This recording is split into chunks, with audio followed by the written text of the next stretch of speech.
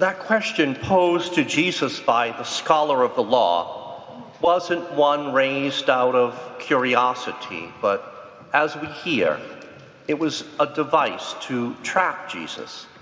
Recall there were 613 commandments of the Jewish law by the time Jesus walked the earth, and all of them were considered to be of equal importance.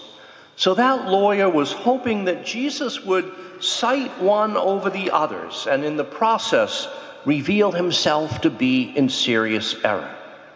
But we see that Jesus is not outsmarted.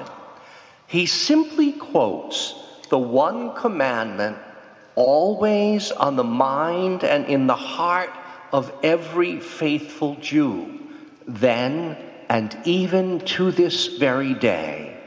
The Shema, the one written in a scroll placed at the entrance to your home, the one written on a scroll placed in a phylactery between your eyes, so it's always foremost in your mind.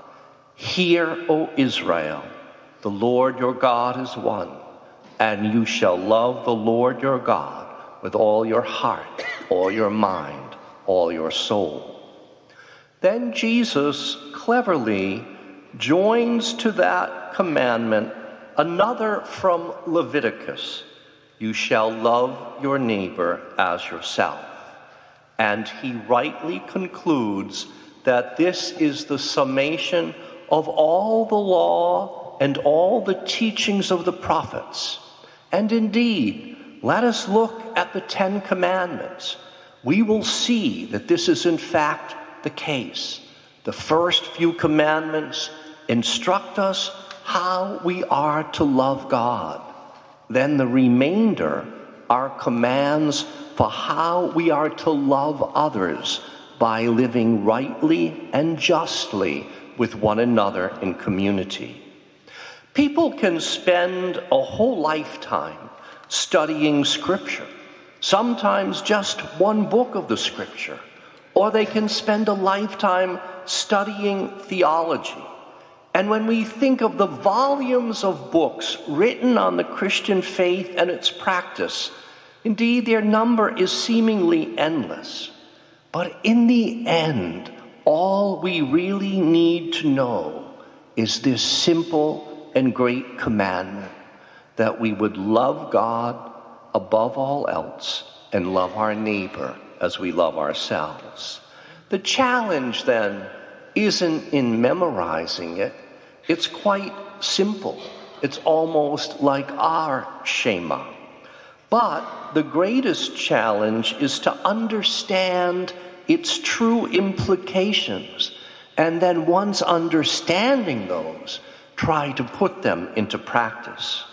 The greatest challenge in our contemporary world is to come to a proper concept of love as Jesus teaches it by his own word, but especially by his example. We know that love in our culture is commonly associated or equated with strong feelings, with great affection. And this is indeed a type of love that is experienced in this life. But it isn't the love that we give to everyone. It's exclusive to spouses and children, family members, and close friends. And so, not the love that Jesus is commanding us to practice in regard to all people. We see in Jesus' own example what it is that he is asking, and that he would lay down his life on the cross to save everyone, those who would believe in and remember him, and those who would not, those who would be grateful to him for his sacrifice, and those who would not. Thus, Jesus' love is not affectionate love. It is the love that does what is right and best for others, whether they deserve it or not, no matter the cost to oneself. This is love, not in the least bit based in feelings, but dependent rather on our own will, our decision to live it, and our ensuing actions from that decision. It is the love that requires sacrifice and never demands repayment for it.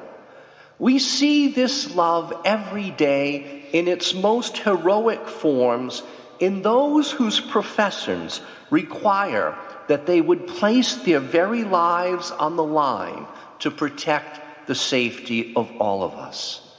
But that doesn't let the rest of us off the hook. We too, as followers of Christ, are commanded to love as he loves, to care for the well-being of all people, respecting them as created by God and therefore precious to him, and when it is in our power to do so, to assist them if they need help when necessary.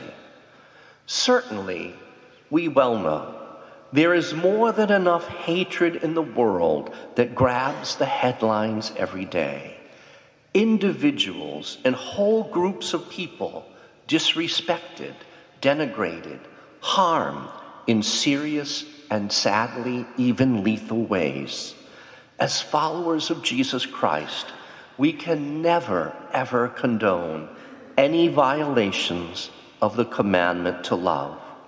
On the contrary, we are to come to the defense and, when possible, even the aid of any fellow human beings who are maltreated or deprived. Yet while we cannot save the whole world, we can try to transform our own corner of it in accord with this commandment to love. Certainly, so many of us actually do, as we generously support the efforts of our own community of faith to provide for the less fortunate in this wider community. Do that through the weekly food pantry and the aid given to those in need through our financial and resources ministry. In this way, we are sacrificing for people who we do not necessarily know, people who may not even share our faith, and whose way of life may be quite different from our own.